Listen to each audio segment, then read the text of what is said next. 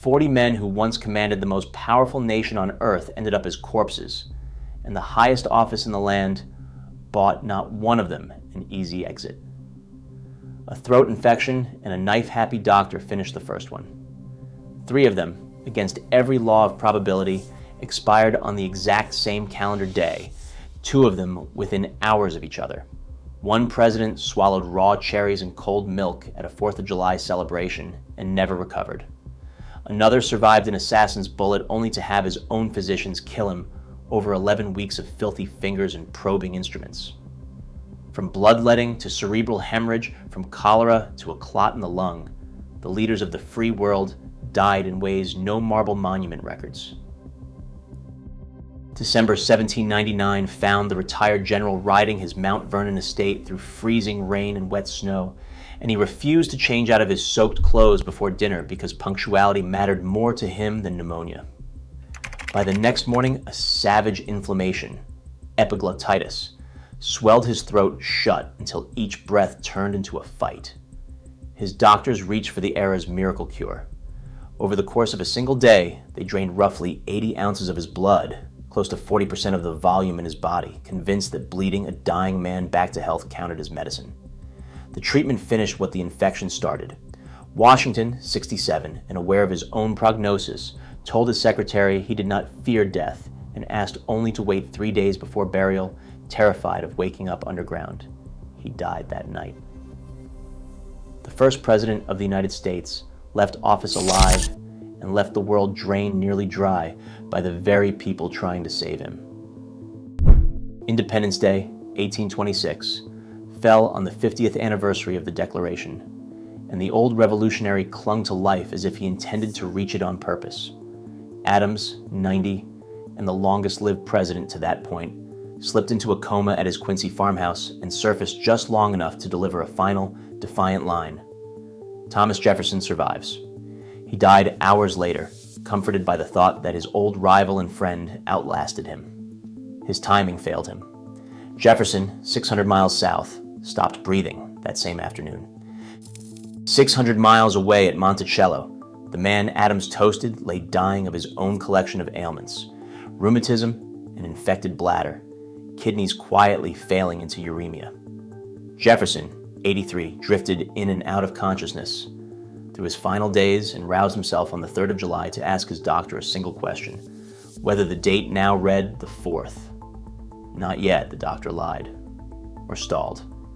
Jefferson held on until the morning of July 4th, then let go around midday, a few hours before Adams spoke his name up in Quincy. 2 authors of American independence dead within hours on the holiday they invented. The coincidence struck the grieving nation as the hand of God. It struck later historians as the strangest deathbed timing in the Republic's entire record. James Madison, architect of the Constitution and by 1836 the last surviving signer, watched 3 of his fellow founders die on the 4th of July, and apparently decided he wanted no part of the pattern. Bedridden at Montpellier with crippling rheumatism, 85 and shrinking, he turned down the stimulants. His doctors offered to prop him up until the holiday, 6 days off. He preferred to leave on his own schedule. On the morning of June 28th, eating breakfast, he simply stopped, his head dropping forward as a niece asked what troubled him. "Nothing more than a change of mind," he murmured, and died. James Monroe completed the grim trilogy. Broke, widowed, and worn down by failing lungs, the 5th president moved into his daughter's New York City house because he could no longer afford his own. Tuberculosis and heart failure wore him to nothing through the spring of 1831, and on July 4th, exactly 5 years after Adams and Jefferson, 73-year-old Monroe became the 3rd president in a row to die on Independence Day. 3 of the first 5. After that, the streak broke, as if the universe lost interest. The son inherited the family knack for dramatic exits. John Quincy Adams, having lost the presidency and then won a House seat he held with the ferocity of a man with nothing left to lose, spent his final years roaring against slavery and the Mexican-American War from the floor of the Capitol. On February 21, 1848, Mid-vote and mid-fury, 80-year-old Adams clutched his desk, suffered a massive cerebral hemorrhage, and collapsed where he sat. Colleagues carried him to the speaker's room. He lingered 2 days, murmured that he found contentment, and died inside the building where he spent half a century arguing. No president has matched the staging, struck down at his post with the sword still in his hand. Andrew Jackson collected wounds the way other men collect debts. A dueling bullet from 1806 lodged near his heart for decades, leaking lead into his blood until the slow poisoning joined forces with everything else already trying to kill him. By 1845, the 7th president, 78 and skeletal, drowned in his own fluids as dropsy bloated his body and tuberculosis chewed through his lungs. His doctors could do nothing. Surrounded at the Hermitage by family and by the enslaved people whose labor built his fortune, Jackson told them all not to weep, then died, preaching heaven to a room he held in bondage. Martin Van Buren, the sly New York operator who engineered Jackson's machine and then inherited its economic wreckage, ended quietly.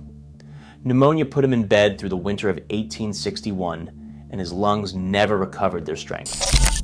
Bronchial asthma and a failing heart closed the account in July 1862 at Lindenwald, his Kinderhook estate, while the country he once led tore itself apart in a war he did not live to see resolved. He died at 79, an afterthought in his own era. William Henry Harrison talked himself to death. Determined to prove his vigor at 68, the new president delivered the longest inaugural address in history, nearly 2 hours, hatless and coatless in the freezing March wind of 1841. Tradition blames the pneumonia that killed him 31 days later, the shortest presidency on record. Modern epidemiologists tell a filthier story. The White House drew its drinking water from a field where the city dumped raw sewage upstream, and the bacterial stew likely gave Harrison enteric fever, typhoid, rather than a chill. Either way, the cure flattened him. Opium, castor oil, leeches, and live snakes applied to his skin by physicians flailing for anything. He died confused and purged. 1 month into the job, he campaigned a lifetime to win. John Tyler, the man nobody wanted and whom Washington insiders nicknamed his accidency, died a traitor by Union reckoning. After a single term, he sided openly with the Confederacy and won a seat in its rebel Congress. In January 1862, while staying at Richmond's Ballard House, the 71-year-old felt dizzy, vomited, and dropped from a stroke a day later. The federal government he once led refused to mark his passing in any official way, and no other president ever vanished from the national record quite like that. He fathered 15 children, more than any president before or since. James Polk worked himself into an early grave and then died faster than any president before or since. Having promised a single term and crammed it with annexations, he left office in March 1849, a depleted man at 53. Touring the cholera-ridden South, he drank the wrong water in New Orleans and contracted the disease that emptied him out. The diarrhea never stopped. 3 months and 15 days after surrendering the presidency, ravaged by dehydration and constant fever, Polk became the shortest-lived former president in the nation's entire history. He converted to Methodism on the way out, and he told his wife, "I love you." Zachary Taylor died of a 4th of July snack. On a brutally hot Independence Day in 1850, the old general sat through speeches at the unfinished Washington Monument, then cooled off with raw cherries and iced milk, possibly a whole bowl of them, possibly chased with cold water from a nearby pump. Within days, acute gastroenteritis, the period called it cholera morbus, tore through his gut and dehydrated him past saving. He died on July 9th, 65 years old, 5 days after the cherries. A rumor that abolitionists or pro-slavery plotters poisoned him persisted for over a century, until forensic scientists exhumed his body in 1991, tested his hair and nails, and found no arsenic, only a man undone by fruit and bad luck.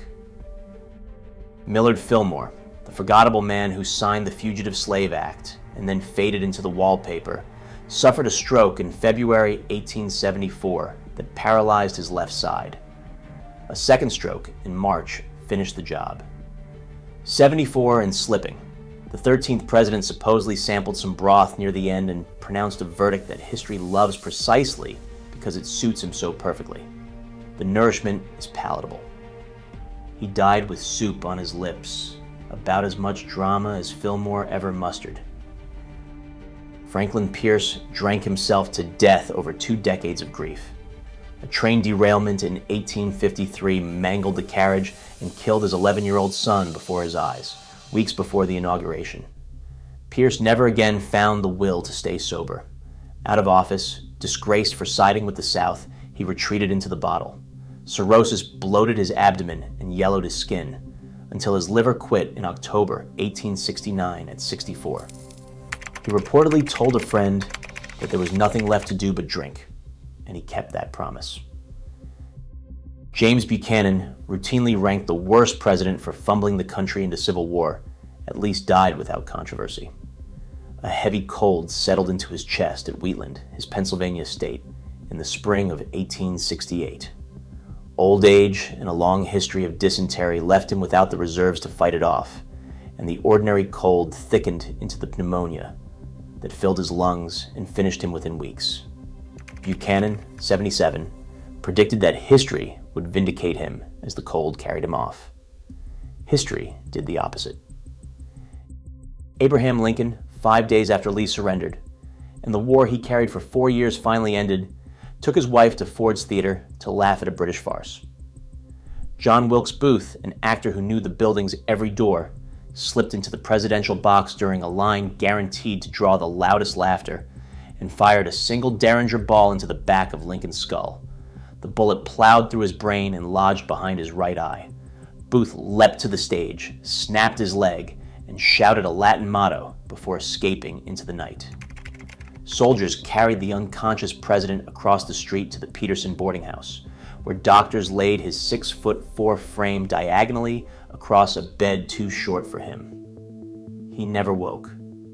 For 9 hours, his breathing rattled and slowed while his wife sobbed and his cabinet crowded the tiny room. And at 7:22 on the morning of April the 15th, 1865, 56 years old, Lincoln stopped breathing. His war secretary looked at the body and offered the line that stuck. Now he belongs to the ages. The first president murdered in office became a martyr before the doctors closed his eyes. Andrew Johnson, impeached, despised, and somehow elected back to the Senate by the same Tennessee that watched him drink his way through Lincoln's funeral, suffered a stroke in July 1875 while visiting his daughter. He refused doctors at first, stubborn to the last. A second stroke the next day overwhelmed him, and the 17th president died at 66 with his copy of the Constitution under his pillow and his pride fully intact. He asked them to bury him wrapped in the flag, his head resting on the document he claimed to defend while gutting it. Ulysses Grant fought his last campaign against his own throat. Decades of cigars, 24 a day at his peak, seeded a cancer that announced itself in 1884 as a raw soreness whenever he swallowed. Bankrupted by a swindler and desperate to leave his family solvent, the old general signed a deal with Mark Twain to write his memoirs, and then raced the tumor to the finish line. The cancer ate through his throat as he wrote, dosing himself with cocaine water to dull the agony, and scrawling in pencil once he could no longer speak above a whisper. He completed the manuscript on July 16, 1885. 3 days later, at 63, he died at a borrowed cottage on Mount McGregor, his book finished and his debts about to clear. The memoir sold 300,000 copies and earned his widow a fortune. Grant beat the cancer to the last page by 72 hours. Rutherford Hayes won the most disputed election in American history by a single electoral vote, and he spent one term apologizing for it. The widower never recovered from losing his wife Lucy in 1889. When a heart attack struck him in Cleveland in January 1893, doctors begged him to stay and rest, and the 70-year-old waved them off, insisting on the train home to Fremont so he could die in the house where Lucy lived. He reached Spiegel Grove, lay down, and told his children he wished only to rest where Lucy already rested. He died 3 days later beside her grave. James Garfield survived the shooting itself. The men who treated him finished the job their patient's body refused to do, and the story of how they managed it remains one of medicine's ugliest cautionary tales. On July 2nd, 1881, 4 months into his presidency, a deranged office seeker named Charles Guiteau shot Garfield twice at a Washington train station, one ball grazing his arm, the other burying itself in the muscle of his back. Neither wound threatened his life. The bullet missed his spine and every major organ, and a healthy man left entirely alone might have walked away. His physicians refused to leave him alone. Ignoring the antiseptic methods already standard in Europe, a parade of doctors jammed ungloved fingers and unsterilized probes into the wound, hunting for the bullet through what soon turned into a 60-centimeter tunnel of infected flesh they carved themselves. Alexander Graham Bell rigged up a metal detector to locate the ball and failed, partly because nobody thought to move the dying man off his coil spring mattress. Garfield shrank from 210 pounds down to 130 pounds as blood poisoning cooked him alive. 80 days of this slow medical homicide ended on September 19, 1881, when the 49-year-old president died of sepsis and a ruptured aneurysm, his body a roadmap of every infection his rescuers introduced. Guiteau, hanged the following year, insisted to the gallows that he merely fired the gun while the doctors did the actual killing, and on that grim technicality, the assassin happened to tell the truth. Chester Arthur kept a secret the whole country would have wanted to know. The president lay dying the entire time he served. Diagnosed with Bright's disease, a fatal kidney condition, soon after taking office in 1881, Arthur hid the prognosis, declined to fight for a second term, and let the public assume simple disinterest. The kidneys failed on schedule. In November 1886, less than 2 years after leaving the White House, a sudden cerebral hemorrhage dropped the 57-year-old at his New York home, and he died the following morning without ever explaining why he walked away. He burned nearly all his papers the day before he died, and whatever else Arthur knew turned to ash in that fireplace with them. Grover Cleveland carried his own buried secret, a chunk of his upper jaw removed in 1893 aboard a private yacht to hide an oral cancer from a nation already panicking over the economy. He survived that one. 15 years of rheumatism, kidney trouble, and a worn-out heart caught up with him in June 1908 at his Princeton home, where a massive coronary closed the books on the only man to serve 2 non-consecutive terms. "I have tried so hard to do right," the 71-year-old murmured, and died. The vulcanized rubber jaw he wore for the rest of his life sits today in a Philadelphia medical museum. Benjamin Harrison, grandson of the typhoid-cursed William Henry, and the only grandson of a president to win the office himself, caught a cold in early 1901 that refused to leave. The infection sank into his lungs and bloomed into pneumonia within days. Doctors pumped oxygen and steam into him at his Indianapolis home, while his second wife kept vigil, but the 67-year-old slid into a coma and died on March 13th, undone by nearly the exact illness that finished his grandfather 60 years earlier. The family curse, it turned out, ran in the lungs. William McKinley loved working a crowd, and it killed him. On September 6, 1901, at the Pan American Exposition in Buffalo, the president stood shaking hands in a reception line when a young anarchist named Leon Czolgosz reached him with a pistol wrapped in a handkerchief and fired twice into his abdomen. One bullet glanced off a button, the other tore through his stomach, and surgeons operating in dim light sewed him up without ever finding it. For a week, McKinley seemed to mend, sitting up, taking broth, chatting with visitors, until the unfound bullet's wound turned gangrenous and septic shock swept through him. He died on September 14th, 58 years old, humming a hymn his mother loved. His murder handed the presidency to Theodore Roosevelt, and the country to a new century Roosevelt would attack with both fists. Theodore Roosevelt, who survived an assassin's bullet mid-speech in 1912 and finished the speech anyway, died the quietest death imaginable for so loud a man. A 1914 expedition down an uncharted Amazon tributary nearly finished him, leaving his body riddled with tropical fever and an infected leg that never fully healed. The infections recurred for years, and they ground him down. On the night of January 5th, 1919, the 60-year-old former president told his valet to put out the light, fell asleep at Sagamore Hill, and never woke, a blood clot breaking loose and stopping his heart before dawn. His son cabled the news in 4 words: "The old lion is dead."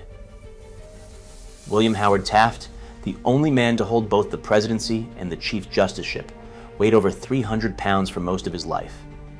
His heart paid the bill. Decades of obesity drove his blood pressure to dangerous heights and clogged his arteries beyond repair. Resigning from the Supreme Court in February 1930, too weak to sit the bench any longer, Taft died 5 weeks later, at 72, of cardiovascular disease and a failing bladder. The president, once mocked for wedging himself into a White House bathtub, slimmed by nearly 100 pounds in his final illness, far too late to matter. Woodrow Wilson governed his second term as a ghost. A massive stroke in October 1919 paralyzed his left side and scrambled his judgment, and his wife and doctor hid the severity so completely that Edith Wilson effectively ran the executive branch for over a year. The public never knew how close the country came to a vacant chair. Out of office and broken, Wilson lived in seclusion on a Washington side street, his body failing by degrees.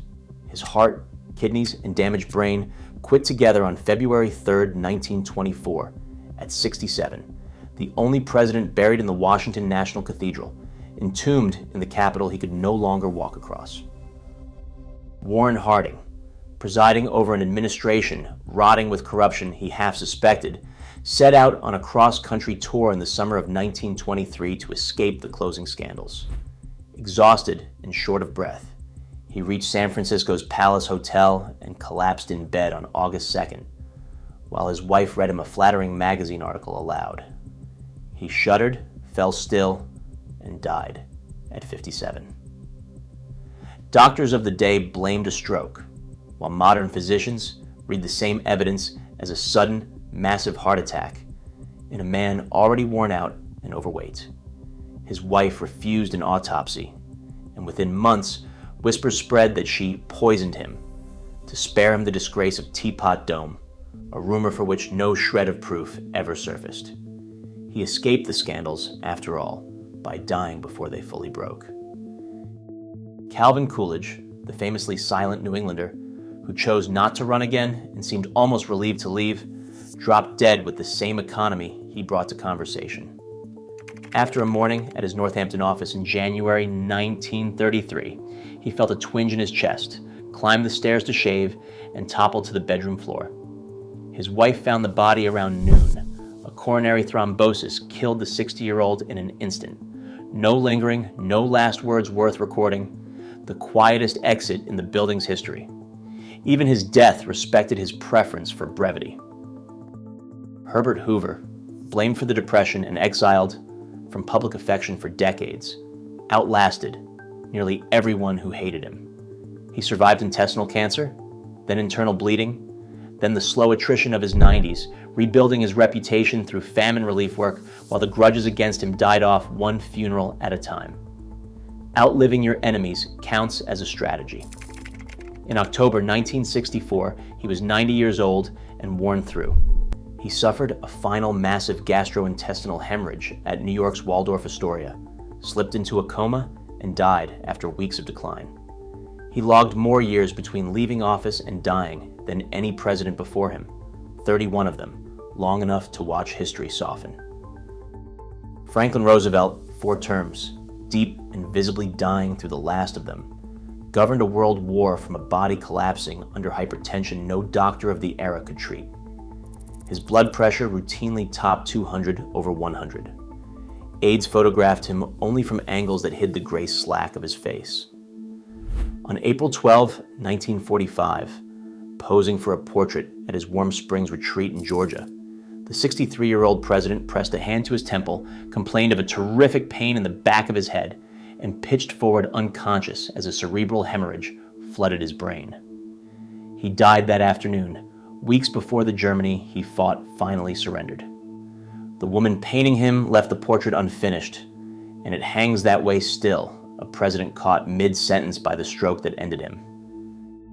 Harry Truman, who dropped 2 atomic bombs and never once second-guessed it in public, faded out far more gently than the era he closed.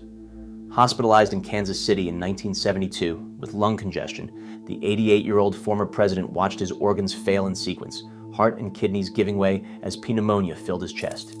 He held on for 3 weeks through headlines counting down. Truman died the day after Christmas, the plain-spoken Missouri haberdasher who ran the most consequential desk on earth and then retired to write letters and walk the same morning route until his legs quit.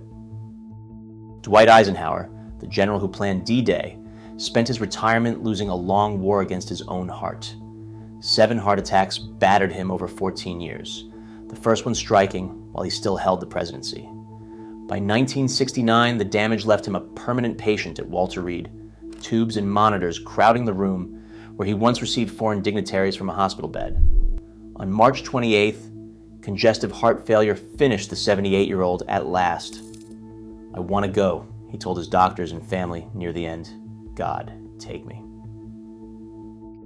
John Kennedy, 46, and the youngest man ever elected to the office, rode through Dallas in an open limousine on November 22, 1963, waving at a crowd that adored him. 12:30 in the afternoon, as the motorcade passed the Texas School Book Depository, rifle fire cracked across Dealey Plaza. One round struck the president in the upper back and throat. The next blew away a portion of his skull in full view of his wife, who climbed onto the trunk of the car, reaching for a fragment of him. Doctors at Parkland Memorial Hospital labored over a wound no surgeon could close. They pronounced him dead at 1 p.m. The Warren Commission named Lee Harvey Oswald, who was shot dead 2 days later by a nightclub owner before any trial, as the lone gunman, though 60 years of conspiracy theories have refused to let that conclusion rest. Kennedy's funeral drew 1 million mourners into the streets of Washington, his small son saluting the coffin as it rolled past. The most photographed death in American history still plays frame by frame, and the country has never entirely stopped watching it. Lyndon Johnson, the Texan whose Great Society and the Vietnam War pulled the country in opposite directions, returned to his ranch a heavy smoker who picked the cigarettes back up the day he left office, as if daring his heart. The coronary disease he courted came for him on January 22, 1973. Alone in his bedroom at the LBJ Ranch, the 64-year-old felt the crushing chest pain of a massive heart attack and phoned the Secret Service detail for help. Agents sprinted to the room and found him on the floor, already lifeless, dead before the men sworn to protect his body could reach it. He outlived his presidency by 4 years and his doctor's warnings by sheer stubbornness. Richard Nixon, the only president to resign and the only one to claw his way back to elder statesman respectability after total disgrace, suffered a severe stroke at his New Jersey home in April 1994. He stayed conscious at first, then deteriorated fast as his brain swelled. Slipping into a deep coma, the 81-year-old held on for 4 days while his 2 daughters kept watch, and he died on April 22nd without regaining consciousness. He wanted no extraordinary measures. The man who taped himself into ruin left strict instructions that nobody record his final hours. Gerald Ford, the only man to occupy the White House without winning a national election, slipped out as unobtrusively as he governed. Years of cerebrovascular disease, hardened arteries, and a string of minor strokes wore the old quarterback down through 2006. Pneumonia and small strokes dogged his final months. He died peacefully on December 26th at his Rancho Mirage home in the California desert, 93 years old, having outlasted every president before him in lifespan, a record he held until another man eventually eclipsed it. The accidental president left office as he entered it, by circumstance rather than a ballot. Jimmy Carter, written off as a one-term failure in 1980, spent the next 4 decades quietly building the most admired, post-presidency in American history, swinging hammers for Habitat for Humanity and brokering peace, deals into his 90s. Cancer caught up with him eventually. Metastatic melanoma reached his brain and liver in 2015, and doctors gave him weeks until an experimental immunotherapy beat it into retreat and bought him almost another decade. He entered hospice care at his Plains, Georgia, home in February 2023 and astonished everyone by living nearly 2 more years inside it. On December 29, 2024, Carter died at 100, the longest-lived president the country has ever produced, having outrun a terminal diagnosis long enough to vote one final time. Ronald Reagan, the actor who talked the Cold War to its end, spent his last decade locked inside a mind that no longer knew him. He announced his Alzheimer's diagnosis to the nation in a handwritten 1994 letter, then vanished from public life as the disease erased him piece by piece. 10 years of decline hollowed out the most fluent communicator of his age until he could not recognize his own wife. Pneumonia, the standard final mercy for Alzheimer's patients, took the 93-year-old at his Bel Air home in June 2004. The man who delivered 10,000 speeches died without words. George H.W. Bush, the last president to fight in World War II and the patriarch of a political dynasty, held on just long enough to follow his wife out the door. Barbara, his partner of 73 years, died in April 2018, and the vascular Parkinsonism that already chained him to a wheelchair accelerated the moment she left. He stopped eating. 7 months later, on November 30th, the 94-year-old slipped away at his Houston home, surrounded by family and a few old friends. His final words, spoken on the telephone, were, "I love you too," to his son George. The longest married president in history survived his wife by barely 7 months, which everyone who knew the couple recognized as about 7 months longer than he cared to. 40 men, 40 endings, and a pattern that mocks the marble. Throats and hearts and clots and strokes and the occasional assassin's bullet, plus a fair number of doctors who hurried things along, took every one of them, and the most powerful office on earth, bought none of them a dignified exit or an extra year of grace. 5 of their successors still draw breath as these words reach you. The list eventually finishes itself. If the strangeness of these deaths pulled you in, the companion podcast digs into the worst of them at length, from Garfield's filthy-fingered doctors to Taylor's fatal bowl of cherries and milk. Like the video, subscribe for more, and tell me down in the comments which presidential death unsettles you most. The graveyard stays open.